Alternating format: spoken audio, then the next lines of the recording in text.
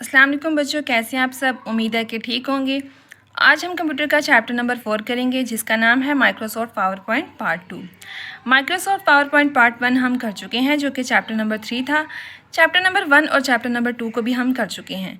अगर आप इस चैनल पे नए हैं और उन वीडियोस को नहीं देखा तो आपको डिस्क्रिप्शन से उनका लिंक मिल जाएगा, वहाँ से आप उन वीडियोस को देख लें और वहाँ से नोट्स प्रिपेयर कर लें और अपने पास कॉपीज़ में भी नोट डाउन कर लें।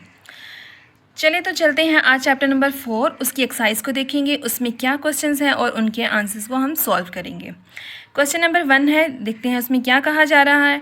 Describe other aspects not mention previously in the chapter that would affect your presentation negatively and weaken it. Chapter number 3 में आपने प्रेजेंटेशन के बारे में पढ़ा था, पावर पॉइंट के यूज़ के बारे में पढ़ा था कि किस तरह से हम पावर पॉइंट का यूज़ करके अपनी प्रेजेंटेशन को या फिर अपनी कम्युनिकेशन को इफेक्टिवली दूसरों तक कम्युनिकेट कर सकते हैं। तो वो कह रहे हैं कि इस चैप्टर में बताइए कि ज़रा कि वो कौन सी चीज़ें हैं जो कि चैप्टर नंबर 3 यानी कि पार्ट 1 में नहीं थी इंक्लूड, जो कि आपके प्रेजेंटेशन को नेगेटिवली इफेक्ट कर सकती हैं। आपको पता है ना कि जैसे कि कुछ चीज़ें ऐसी होती हैं कि आपकी चीज़ों को अगर पॉजिटिवली इफेक्ट कर रही होती है तो नेगेटिवली भी इफेक्ट करती हैं। तो वो कौन से पॉइंट्स हैं जिनको आपको अवॉइड करना है कि अगर आप पावर पॉइंट का यूज़ करने के बावजूद भी आपकी जो प्रेजेंटेशन है बुरी हो। देखते हैं कि वो कौन से पॉइंट हैं जिनको आपने अवॉइड करना है। तो सबसे पहले कहा जा रहा है नॉट प्रिपेयरिंग इनफ। अगर आप पावर पॉइंट का यूज़ करते हैं इसलिए करते हैं ताकि आपकी जो प्रेजेंटेशन है या जो आपने टॉपिक प्रिपेयर किया है उसको अच्छे से डिलीवर करें, लेकिन वो प्रेजेंटेशन प्रिपेयर करने के बाद या यूँ कह लीजिए स्लाइड्स प्रिपेयर करने के बाद पावर पॉइंट में अच्छे से फिर भी डिलीवर ना हो तो क्या फ़ायदा। तो वो कुछ पॉइंट्स हैं जिनको आपने अवॉइड करना है। ठीक है, आप अच्छे से क्या करते हैं कि प्रेजेंटेशन प्रिपेयर करते हैं, स्लाइड्स प्रिपेयर करते हैं, पावर पॉइंट को यूज़ करते हैं। पहला पॉइंट में कहा जा रहा है नॉट प्रिपेयरिंग इनफ, लेकिन आप उससे रिलेटेड जो टॉपिक है आपका उसको ही प्रिपेयर नहीं करते तो क्या होगा, आपको पता ही नहीं कि आपने क्या बोलना है तो क्या फ़ायदा। ठीक है, तो आपको पावर पॉइंट का यूज़ भी करना है और स्लाइड्स भी प्रिपेयर करनी है, लेकिन अब उसके साथ साथ प्रिपरेशन भी करनी है उस टॉपिक से रिलेटेड। आपको पता हो कि आपने अपनी ऑडियंस को क्या चीज़ डिलीवर करनी है। तो टॉपिक के बारे में प्रिपरेशन करना, उससे रिलेटेड जो भी इंफॉर्मेशन है उसको कलेक्ट करके दूसरों तक पहुंचाना भी बहुत ज़रूरी है। ठीक है, प्रिपरेशन बहुत ज़्यादा ज़रूरी है। अगर आप प्रिपरेशन नहीं करेंगे तो अपने पॉइंट को कैसे जो है वो दूसरों तक इफेक्टिवली कम्युनिकेट कर सकेंगे। तो प्रिपरेशन भी उस टॉपिक से रिलेटेड करना भी बहुत ज़्यादा ज़रूरी है। सेकेंड पॉइंट में कहा जा रहा है not familiarising yourself with venue and equipment. आप प्रेजेंटेशन की स्लाइड्स प्रिपेयर करते हो, लेकिन जहाँ पे आपने प्रेजेंटेशन देनी है या फिर जो आपने प्रेजेंटेशन के लिए स्लाइड्स प्रिपेयर की हैं एट द स्पॉट वो काम नहीं करती या फिर मल्टीमीडिया जो है वहाँ पे काम नहीं करता, तो आप मुझे बताएं कि क्या फ़ायदा। कोई फ़ायदा नहीं होगा आपको। तो आपको फेमिलियर होना चाहिए, आपको पता होना चाहिए कि जो आपने प्रेजेंटेशन प्रिपेयर किए हैं वो उस टाइम पे किसी किस्म का या फिर आपका लैपटॉप ख़राब हो जाता है या कुछ इस तरह का प्रॉब्लम आ जाता है, तो आपने मेक श्योर करना है कि किसी किस्म का प्रॉब्लम ना हो। तो उन चीज़ों को देखना भी बहुत ज़्यादा ज़रूरी है। थर्ड पॉइंट कौन सा है जिसको आपने अवॉइड करना है, over crowding text. Over crowding text का क्या मतलब है कि अगर आपने स्लाइड्स प्रिपेयर की हैं तो उसमें आपने टेक्स्ट इतना ज़्यादा ऐड नहीं करना कि वो क्या लगे, बोरिंग लगे, यानी कि पैराग्राफ की फॉर्म में हो जाए। आपने अपने टेक्स्ट को इतना ऐड करना है कि वो सिर्फ और सिर्फ पॉइंट्स हों, कैची पॉइंट्स हों। ठीक है, टाइटल की तरह हों, यानी कि उसको एक दफ़ा पढ़ा जाए, रीड किया जाए और समझने वाले को समझ में आ जाए कि आज टॉपिक किससे रिलेटेड है, यानी कि क्या इन्फॉर्मेशन डिलीवर की जानी वाली है। Ignoring audience. ठीक है, आपने ऑडियंस को इग्नोर नहीं करना, उनको इंगेज रखना है, इन्वॉल्व रखना है अपने साथ। कुछ भी कैची वर्ड्स यूज़ करें, कुछ भी हेलो ऑडियंस कहें, जो भी कहें, आपने उनको अपने साथ इन्वॉल्व रखना है, ऑडियंस को इंगेज रखना है। ऐसा नहीं करना कि आपने उनको बिल्कुल अवॉइड कर देना है, उनको अपने टेक्स्ट को रीड आउट करते जाएँ, जो आपको बोलना है आप बोलते जाएँ और आपको पता ही ना हो कि वो आपके साथ इंगेज हैं, आपको सुन भी रहे हैं या नहीं। आपने उनकी अटेंशन को गेन करना है, कैची वर्ड से उनकी अटेंशन को गेन करें। जिस तरह भी आपने उनकी ऑडियंस को अपने साथ इन्वॉल्व रखना है। ठीक है, अगर आप ऑडियंस को इन्वॉल्व नहीं रखते तो आप फिर चीज़ों को कम्युनिकेट नहीं कर सकते, डिलीवर ही नहीं कर सकते।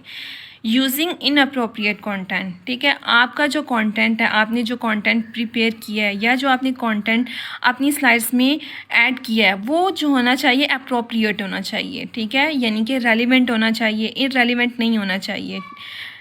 और उसकी आपने जो उस पर रिसर्च की हो वो स्ट्रॉन्ग होनी चाहिए। ठीक है, कंटेंट बहुत ज़्यादा मैटर करता है किसी भी प्रेजेंटेशन के लिए। ठीक है, आपने जो भी इमेजेस ऐड किए हैं, जो भी आपने टेक्स्ट ऐड किया है, वो क्या होना चाहिए, अप्रोप्रिएट होना चाहिए। Using effect visuals, using ineffective visuals. Using ineffective visuals का क्या मतलब है कि आपने अवॉइड करना है कि जो आपने विजुअल्स दिए हैं वो क्या हो, इनफेक्टिव ना हो। आपने अगर टेक्स्ट ऐड किया है तो बहुत ज़्यादा लेंथी नहीं होना चाहिए। अगर आपने इमेजेस ऐड किए हैं तो वो ऐसी नहीं होनी चाहिए कि ब्लर हो, किसी को विजिबल ना हो। या फिर आपने वीडियो ऐड किए तो उसको भी ऐसा होना चाहिए कि जो समझ में आए। ऐसी वीडियो नहीं आनी चाहिए कि आपकी ऑडियंस को वो समझ में ही ना आए, ठीक है। तो वो क्या होनी चाहिए, आपके विजुअल्स जो हैं वो बहुत इफेक्टिव होने चाहिए कि वो आपकी जो ऑडियंस है या फिर जो भी आपके व्यूअर्स हैं वो देखें और उनकी फ़ौरन से समझ में आ जाएं। अवॉइडिंग आई कांटेक्ट, आपने आई कांटेक्ट को क्या करना है, अवॉइड नहीं करना, ठीक है। आपने आई कांटेक्ट को मेंटेन रखना है। आई कांटेक्ट मेंटेन करने से क्या होगा, आपकी जो ऑडियंस है वो आपके साथ इंगेज रहेगी, आपके साथ इन्वॉल्व रहेगी। अगर क्या करते हैं कि आप आई कांटेक्ट नहीं मेंटेन करते, अपनी स्लाइड्स की तरफ देखते रहते हैं, उनको देखते ही नहीं हैं, तो आपको कैसे पता चलेगा कि वो जो आपको सुनने आए हैं वो सुन भी रहे हैं या नहीं, जा उन तक कम्युनिकेशन जो है, इन्फॉर्मेशन जो आपकी इन्फॉर्मेशन है वो डिलीवर हो भी रही है, कम्युनिकेट हो रही है या नहीं हो रही, तो वो कैसे पता चलेगा। तो आई कांटेक्ट मेंटेन करना भी बहुत ज़्यादा ज़रूरी है। स्पीक इनकोहेरेंटली, आपने इनकोहेरेंटली स्पीक नहीं करना है, यानी कि आपने जो भी टेक्स्ट ऐड किया है, जो भी आप बोल रहे हैं वो ऐसा होना चाहिए कि दूसरे को समझ में आए।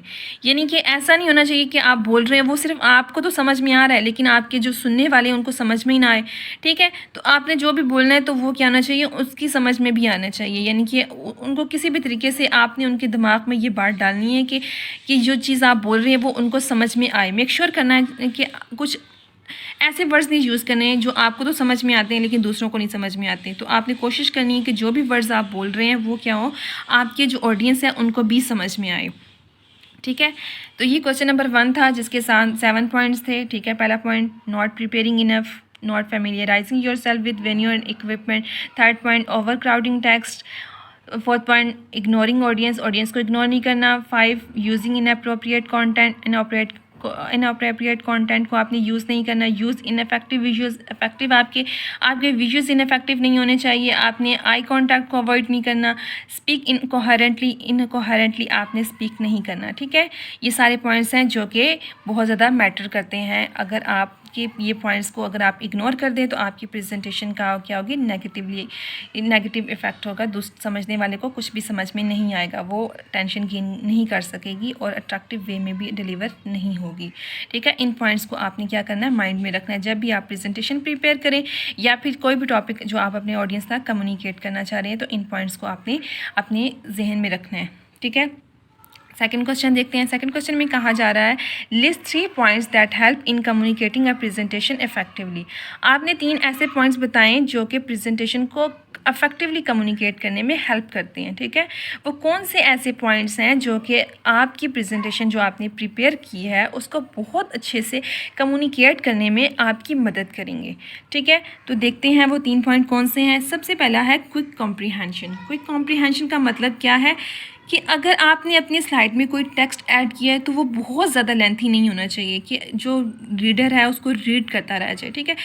यानी कि वो फ़ौरन से आप विजुलाइज होना चाहिए, यानी कि वो देखे और उसको समझ में आ जाए। जस्ट लाइक अ टाइटल, यानी कि जैसे टाइटल होता है ना, टाइटल से माइंड में आ जाता है कि आज जो टॉपिक है वो किससे रिलेटेड होगा, यानी कि किसके बारे में इंफॉर्मेशन दी जाएगी। तो ऐसा होना चाहिए। कॉम्प्रीहेंशन, लंबे लंबे पैराग्राफ नहीं होना चाहिए कि उसको पढ़ने वाला जो क्या हो वो बोर फील करे कि ये क्या भाई इतना लंबा क्या इसको, क्योंकि उसको पहले रीड करना पड़ता है, फिर समझना पड़ता है, फिर जाके समझ में आती है, ठीक है। लेकिन टाइटल अगर आप कुछ अट्रैक्टिव या कैची वर्ड्स लिखते हो तो उससे ऑडियंस को आइडिया हो जाता है कि टॉपिक से क्या, आज टॉपिक किससे रिलेटेड होगा, ठीक है। तो क्विक कॉम्प्रीहेंशन होनी चाहिए कि यानी कि एक दफ़ा पढ़े और वो उसको समझ में आ जाए, ठीक है, फ़ौरन से रीडेबल हो। तो ऐसा आपका क्या होना चाहिए, टेक्स्ट होना चाहिए। बी कॉन्फिडेंट आप होने चाहिए। जो कि इन्फॉर्मेशन डिलीवर कर रहे हैं ना, जो कम्युनिकेट कर रहा है अपना टॉपिक, उसके लिए कॉन्फिडेंट होना भी ज़रूरी। उसे कॉन्फिडेंस होना चाहिए खुद पे कि उसने जो भी प्रिपेयर किया वो बहुत अच्छे से क्या है दूसरे तक डिलीवर कर सकेगा। अगर आपको आप खुद पे कॉन्फिडेंस ही नहीं है कि आप डिलीवर कर सकेंगे या नहीं कर सकेंगे तो फिर आप कैसे डिलीवर करेंगे, ठीक है। तो आपको कॉन्फिडेंस होना चाहिए कि मैं अच्छे से दूसरों तक अपनी बात को कन्वे कर लूँगा और बहुत अच्छे से या कर लूँगी, ठीक है। आप तो तभी आप क्या कर सकते हो, डिलीवर कर सकते हो। तो आपका कॉन्फिडेंट कॉन्फिडेंस भी बहुत मैटर करता है, तो आपको क्या होना चाहिए, कॉन्फिडेंट होना चाहिए। थर्ड पॉइंट क्या है, स्पीक विथ क्लैरिटी।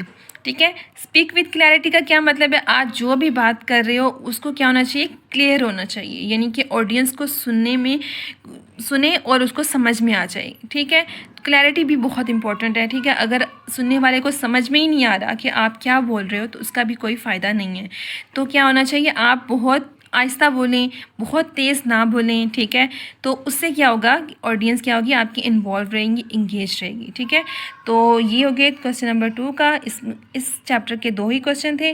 ठीक है, सेकंड क्वेश्चन क्या था, list 3 points that help in communicating a presentation effectively. तो क्या था पहला पॉइंट, क्विक कॉम्प्रीहेंशन क्विक होनी चाहिए, बी कॉन्फिडेंट, खुद पे कॉन्फिडेंस होना चाहिए। थर्ड पॉइंट क्या है, स्पीक विथ क्लैरिटी, यानी कि आप जो भी बोलें तो उसमें क्या होनी चाहिए, क्लैरिटी होनी चाहिए, समझने वाले को समझ में आनी चाहिए। ठीक है, तो ये है क्वेश्चन नंबर 2। इस चैप्टर में 2 ही क्वेश्चन थे जो कि मैंने आपको सॉल्व करके दे दिए हैं। आप इनको अपने पास नोट कर लें, यहाँ से आप प्रिपरेशन कर लें, समझ लें अच्छे से। ठीक है, और मेरे चैनल्स को क्या करें, सब्सक्राइब करें। ठीक है, शेयर करें और जितना आप फ़ायदा उठा सकते हैं फ़ायदा इससे उठाएं। Thank you so much.